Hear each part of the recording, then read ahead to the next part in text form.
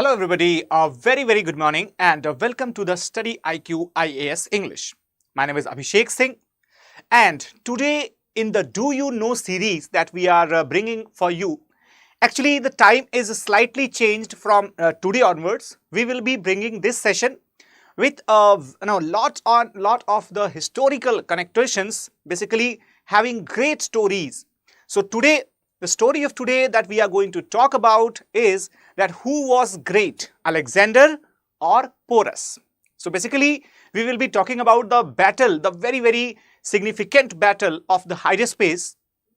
And from this particular battle, we will start the series of those battles which shaped the history of India. All right, everyone. So, Roshan, I will be making the entire playlist. Exactly. Basically, I will be covering up the different topics which are asked in the UPSC history, and that will be done in a little different way from the point of view of having a story-like attitude will be there. Okay. So, listen it carefully and try to learn the lessons from it. So, let us start without any further delay. That who was great, Alexander or Porus? This will be decided when we will be studying about the Battle of Hydaspes. Alright, so talking about the Battle of Hydaspes, why is this battle important? Because this battle was probably the first one, right? The first one which actually decided the future of Alexander and future of the India's kingdoms. All right. So therefore, let us continue in this session. First of all, that what was the significance of this battle? The significance of this battle, as far as we understand. See, first of all, why was this battle significant?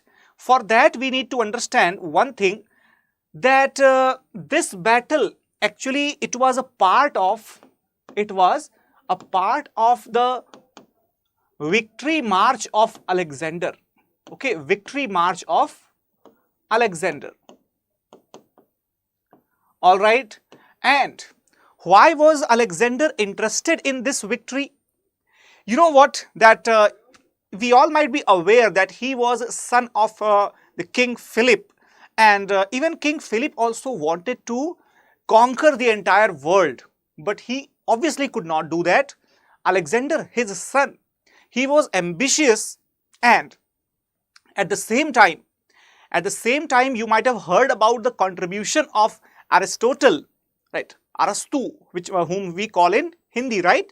So Aristotle was also behind this inspiration to Alexander to make a name in the history, and to fulfill that dream, to fulfill that desire, he started his march, his conquering on the different parts of the world, and this also included the march past, or in fact the victory march towards the Persia, towards the Indian region, etc. Okay, there are several other reasons, obviously, about which we would be discussing in the upcoming slides. But as of now, let us understand that what was the exact reason behind the march of Alexander. Now, just a second, everyone. So, if we talk about the pre-battle scenario, that means what was the condition, or what were the conditions when Alexander decided to invade India? And prior to invading India, where else had he launched his invasions? Let us understand. So, Punjab and its geography, okay? Punjab and its geography, that is an important feature as of now. If we look at this position of Punjab, okay? Basically, this region, okay? This region is the region of Hindu Kush, all right. And in the Hindu Kush region, if we observe carefully, there are the passes known as the Khyber Pass. All right, Khyber Pass. So in each and every condition this Khyber Pass has been the source of invasion from the northwestern boundaries of our country. Okay, and not just this particular battle, but every battle in history has always been related with the geography. For example, if we talk about the famous rivalry between Britain and Russia in the modern world during the 19th century, what was the reason behind it? Because both the countries, they wanted to capture that Central Asian part which connected East and West. All right. At the same time, if you look at the Middle East problem, right, the Arabian world problem, that region is also having the geographical connection and economic connections. Okay. If we observe a recent example of Russia and Ukraine, that also is having a geographical connection where in the eastern parts of the Ukraine, the ethnically Russian population, ethnically Slav people, they are in the dominance. So that is how either physical geography or the human geography or the economic geography, all the geographical factors, they somehow play a very, very important role in shaping the historical incidents or causing the major events in history. I hope you got the point here. Now, when we talk about Alexander's mission, so basically, Alexander the Great, right, his fourth battle in his expedition. So this was the battle against Porus, was fourth battle that he had fought in his great mission. And basically, it proved to be his last in 13 years span of the conquest. In fact, this was the only conquest which brought the Alexander's mission very, very close to defeat. Mind it, Alexander had defeated the mighty Achaemenid Empire of Persia. He had defeated several kingdoms, rampaging from the Mediterranean region through the Asia Minor and reaching as far as up to the borders of Indus was not a small achievement. That is why, as far as the military career is concerned, Alexander should be called as a great, as far as military career is concerned, right? But this was the battle on the banks of river Jhelum. River Jhelum, why are we calling it Battle of Hydaspes? Because the Greek sources, they used to call this Jhelum river as the river Hydaspes. So this battle was in fact the closest that he had come to the defeat. Okay. Hello everyone.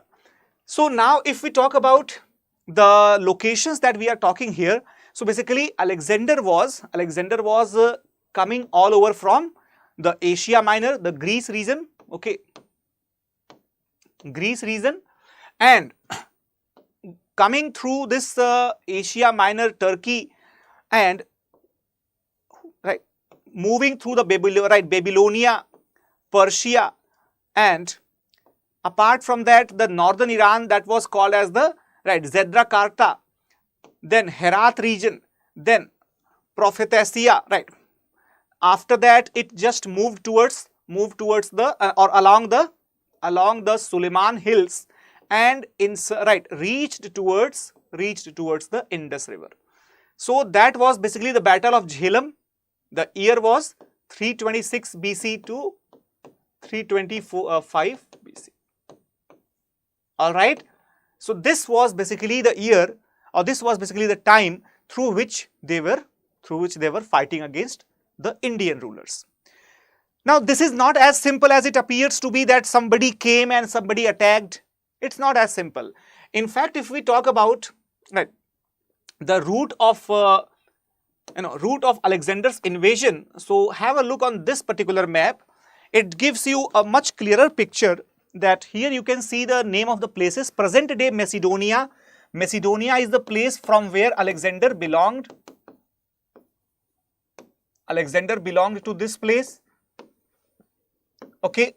After that, he decided to win over the Athens and Pella, etc.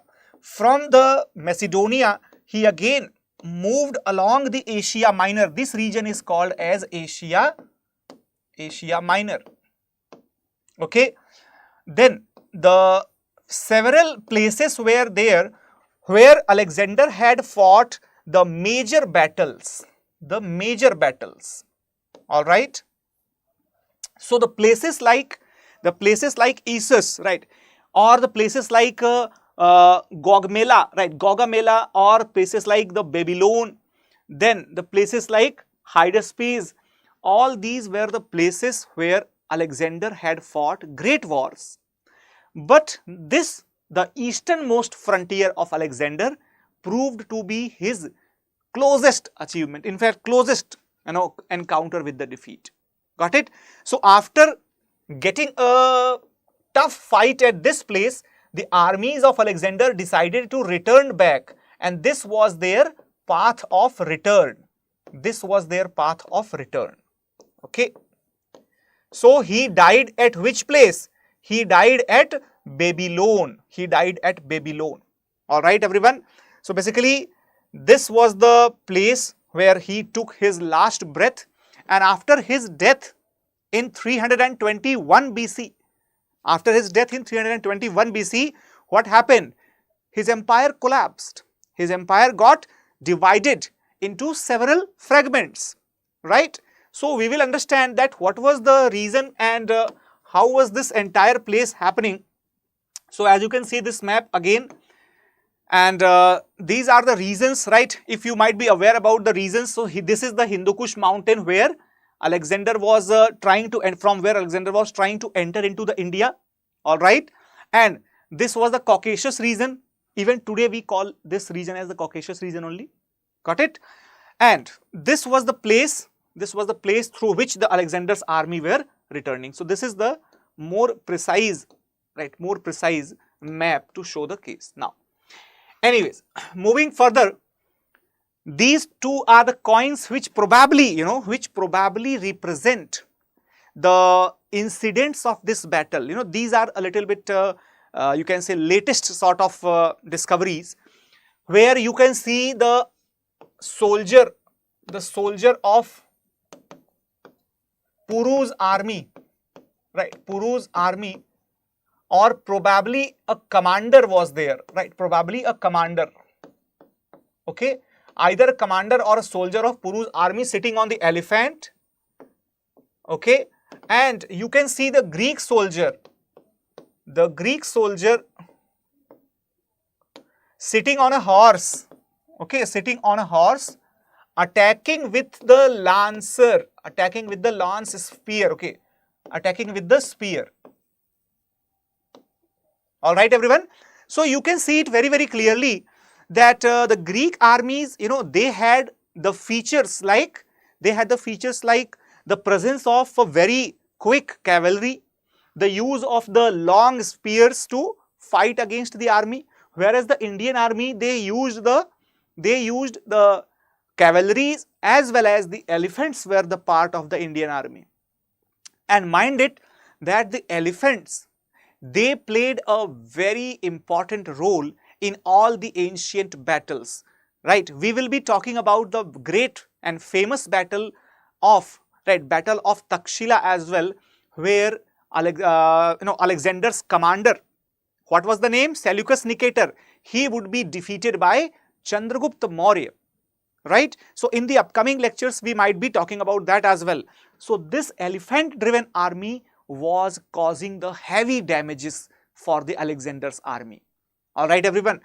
And you can see the picture of a Greek soldier probably, right? And most probably this was somebody who was a divine, because you can see the sword, you can see the spear, you can see the headgear. Most probably this might be a picture of someone who was either Alexander or somebody as important as Alexander. Now, talking about the causes of the Asian missions of Alexander. What was the reason behind the invasion of Alexander on the Asian region? So the first region, the very, very important, that he wanted to secure the maritime trade route through the Hellespont. What was the Hellespont? Basically, remember this thing.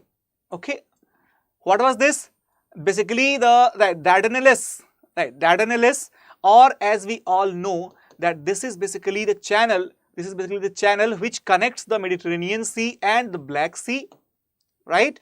And one who was in charge of this area was also controlling the entire trade between the Greece, okay, the Greeks and the Asians. Basically, the Asian kingdoms, the Asian kingdoms, they were having a superior presence, particularly Persia, right? Particularly the Persian Empire was very vast empire at that moment, and Persian Empire, they had already defeated the Greeks many times, right? Defeated the Greeks many a times, and that is why it was essential for the Greek ruler to win over that area which was the part of the Persian Empire. Okay, you all might have heard that story of the Darius and Cyrus and their fights with the Athens, their fights with the Sparta, these Greek kingdoms. So overall we can say that the conventional rivalry between the Greek kingdoms and the Persian Empire, that was a prime reason behind Alexander's invasion. All right. Now, apart from this region, when we talk about the battle in Punjab, so Alexander was, marching ahead. He was having a juggernaut throughout the Western Asia, invading the entire regions and collecting the entire parts of the Achaemenid Empire. Achaemenid Empire was the first Persian Empire, having the very famous rulers Darius and Cyrus. Okay. After that, it also captured Egypt region, and then in 327 BC, after securing the Bactria. What is Bactria? Guys, remember the regions of modern Turkmenistan, okay, Tajikistan, Uzbekistan, and northern Afghanistan. All these areas, they were called as Bactria. All right, everyone. So in 327 BC, Alexander had conquered the Bactria region also, right? And then he decided to advance through the Khyber Pass. But remember, Khyber Pass, that was like, a stiff place where every invader had to face the resistance of the local tribes. Alexander was also not spared. He also had to face the stiff resistance of the local tribes. And remember it that he was a monarch. He was a victor throughout the world. But those small armies of the local tribes, they made Alexander to fall weak in his knees. That was their impact. If we talk about confrontation with the king Porus, so finally we are reaching to that point where he arrived at the front where Porus was waiting, because what happened? Alexander befriended with Ambi, the king of Takshila. Ambi, the king of Takshila, who was actually nemesis, who was actually, you can say, of enemy of, right? Not exactly the enemy, I would not use this term enemy, but we could say that he was having just a, political rivalry with King Porus, as King Porus, whose actual name was King Purushottam. What was the name of the king? Purushottam. So King Purushottam was very well known in that area, right, as a person having the judicious attitude.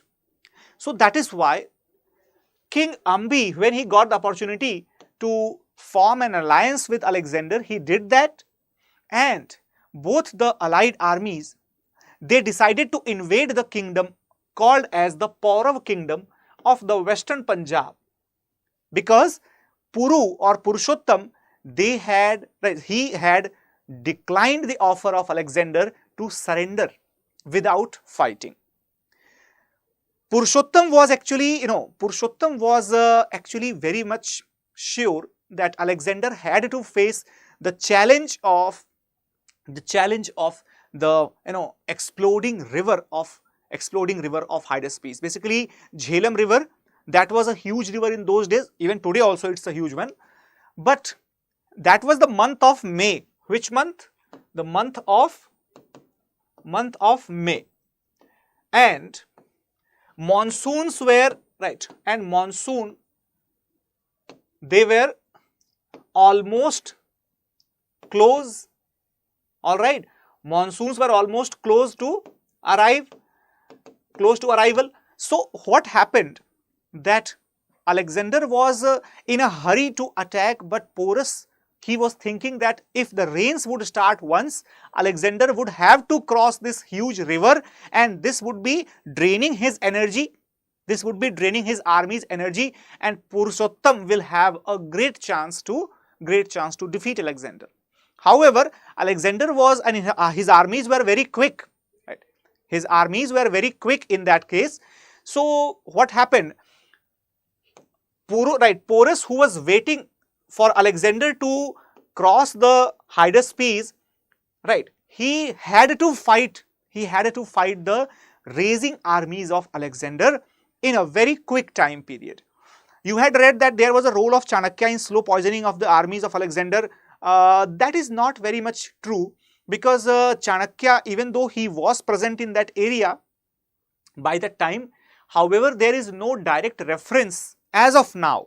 As of now, whatever information is available, there is no direct reference, but there are the hypotheses, there are the you can say claims, and several claims are there. In fact, some of the latest claims suggest that it was Porus who was victorious, not Alexander. So there are different types of claims, Now, if we talk about the further course and comparative analysis of the armies, both the armies, so Alexander's army had 40,000 infantry, 5 to 7,000 cavalry, and no war elephants and no chariots. All right, guys, let me tell you that chariots were used by the Indian and by the Persian armies.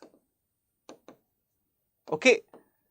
So both these armies, Indian armies and Persian armies, were using the chariots, right, which were driven by 4 or 6 or 2 horses, right? So basically 4 or 6 or 2 horses having at least 4 wheels. That means like full cart was there, okay, full cart was there. Good morning, Siddharth. So basically we can say that this army of Alexander was more relying on infantry and cavalry, whereas the Puru's army had 20 to 30,000 of the infantry, 2,000 of cavalry, 1,000 of chariots, and 200 war elephants. We can say that his army was half of the strength of Alexander, right? Half of the strength of Alexander. And if you observe this thing, if you observe this map, this image exactly, so this is basically the Hydaspes river, Jhelum river, and this area was occupied by Alexander. All right, and Alexander crossed the Jhelum river and decided to invade from the northwestern sides, whereas Puru's camp was located here, and they confronted on this place just along the banks of Hydaspes. Okay, so that is about this particular battle. If we look at the results of the battle, what was the result, right? So if we talk about, yes, Prajwal, finally it's in English, exactly. If we talk about the results of the battle, so Alexander lost the infantry of approximately 1,000 people, 280 cavalry. Now, let me tell you that these numbers are not quoted by me. There are several research papers. In fact, there is a research paper by Francis Williams, right, who has conducted the extensive research on this particular topic, compilation of almost 30 books, he has taken help of. So, he is actually the one who has given all these numbers, all right. So, cavalry approximately 300, and apart from that, no losses. Porus army, right, Porus army was having huge losses as 11,000 infantry members died and 9,000 were captured. Approximately 1,500 cavalry members were dead. All the war elephants, they were lost, and all the chariots were lost.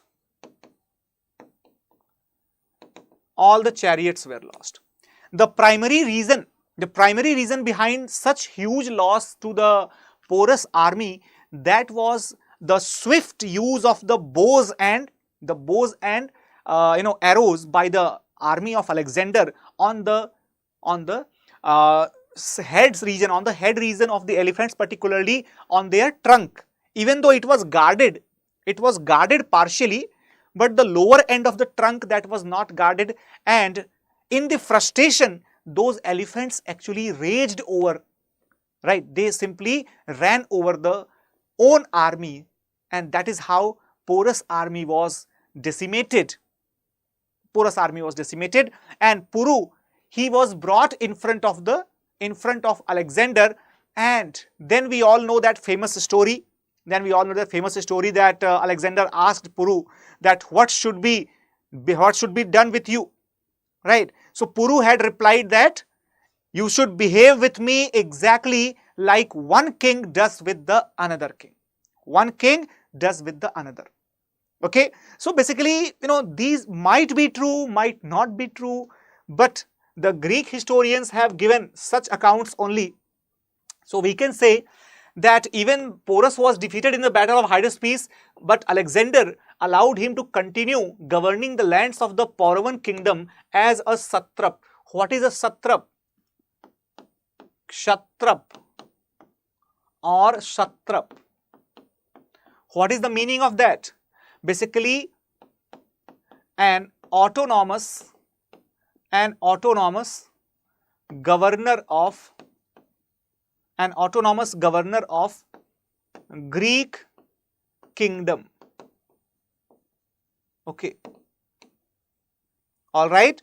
So autonomous governor of the Greek kingdom, he was called as a Satrap, and this was a tradition which was going on in both Greek as well as Persia, where after winning at particular area, the kings used to donate that area or to assign that area to the local rulers for governing it perpetually without declaring the independence. That means I will be ruling my own area, but as a subservient to the supreme king who has defeated me. Now, so Alexander, after instituting Porus as his representative, continues his conquest eastwards, and that brought him closer to confrontation with the Nanda Empire of Magad. Now, the legendary Nandas, everybody knew their might and their capabilities. Alright. So, when the armies of Alexander heard about Nandas, and they got to know that the Nandas have got, approximately 6,000 elephants. So, that was the point which actually triggered the threat, triggered the panic in the army of Alexander. Alright, and in fact, they also heard about the Ganges river, the Ganga river, which itself was far more formidable obstacle, that it had a width of 32 furlongs, and that means 6,000 meters width and depth of 183 meters. So they might have, they might have heard the stories from their ancestors that Ganga river is so huge, and there, beyond that Ganga river, there was a huge army of Nandas having lakhs of soldiers, having thousands of elephants, and so big forts and all. So overall, they, the Greeks, they used to hear such type of stories from their ancestors, and when they came closer to the Beas river, Beas, okay, their fears got big, that got starting to realize.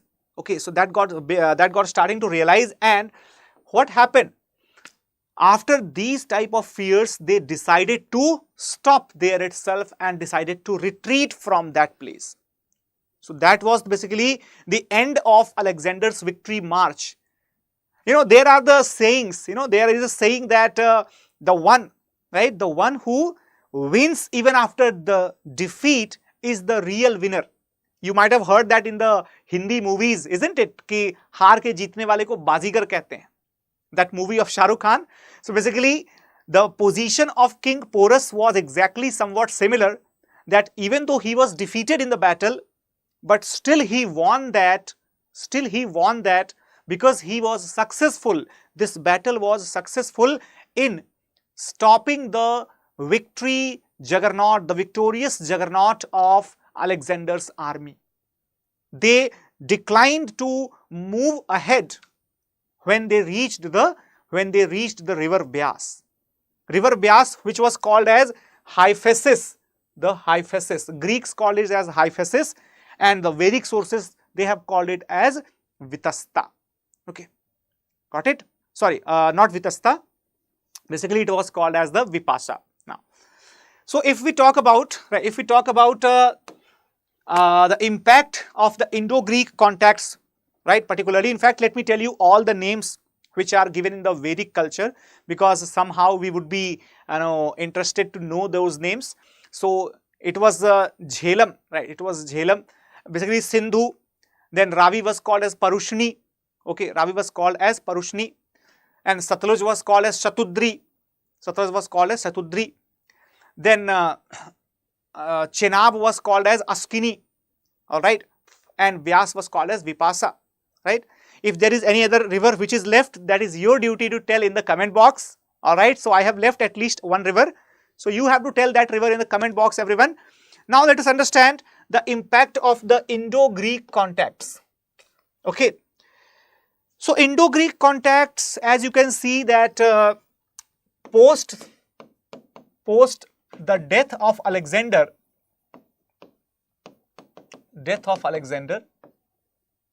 what happened? His kingdom got scattered. His kingdom got divided into different parts.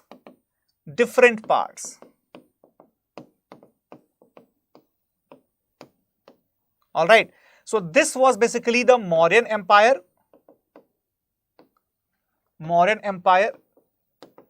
Right. Why am I telling you that Mauryan Empire, that was related to the Alexander's kingdom? Because the areas which were won by Alexander, right, a major part of those areas, including the regions of Ariana, including the regions of Gedrosia, and some parts of, in fact, almost entire Bactria. So these areas were captured by Mauryan Empire. Where are these areas currently? These areas currently include the areas of Balochistan, Khyber Pakhtunkhwa, right? Then Punjab region of Pakistan, then Afghanistan region, then the eastern parts of the Iran area. All these areas were captured by Mauryan Empire. Apart from that, Seleucid Empire was there. So Seleucus, he got the biggest area, the largest area of the Alexander's empire.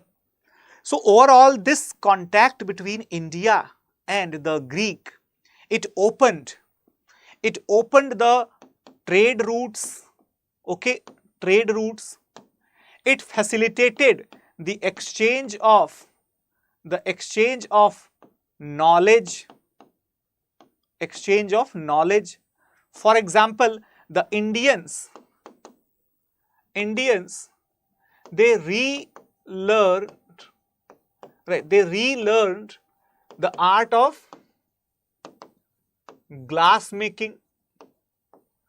Indians knew the glass making even during the Harappan civilization, but they had, lost this art. They relearned this art from this contact.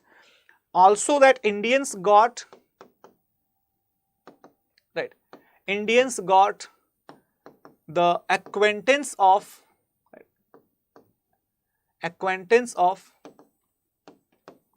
the horoscope. It is surprising for many people that how can we say that Indians got the knowledge of horoscope from the Greeks. In fact, let me tell you that in Sanskrit also it is called as Hora, right? Hora. So the word Hora in Sanskrit has actually, it has simply been derived from the horo, particularly that word that was used in the Greek culture. In fact, our culture in India, right, we used to have the astronomy, right, astronomical studies rather than the astrological studies. Greeks actually taught that astrological studies. There are differences. So we used to have the astronomy, which was called Jyotish, and the Greeks taught the portion of astrology to the India's scholars. Okay. Apart from that, we also got to have this connection that would continue to impact the mint industry or the minting industry of India, minting and coinage, and the most important, that is the impact on art, culture and heritage, including the Gandhar art, including the use of sculptures of the king. All these things actually got influenced after the Greeks' connection that took place with this particular battle.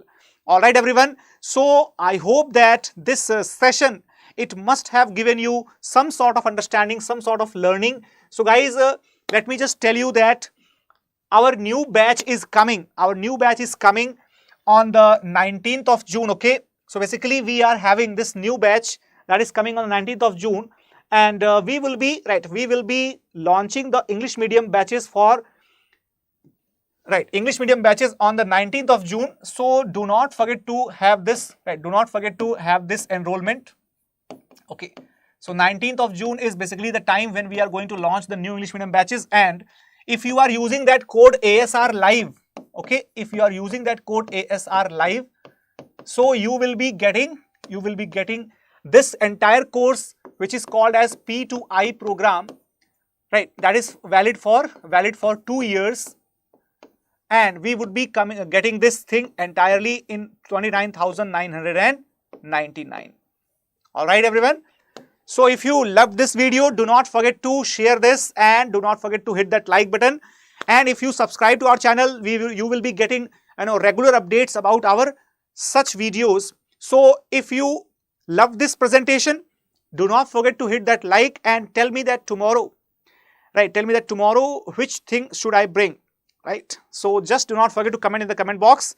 Let's meet tomorrow with a new topic, with a new battle, right? With a new battle which defined the history of India. And till then, take care everybody, bye-bye, and have a great day ahead. Thank you so much, and Jai Hind.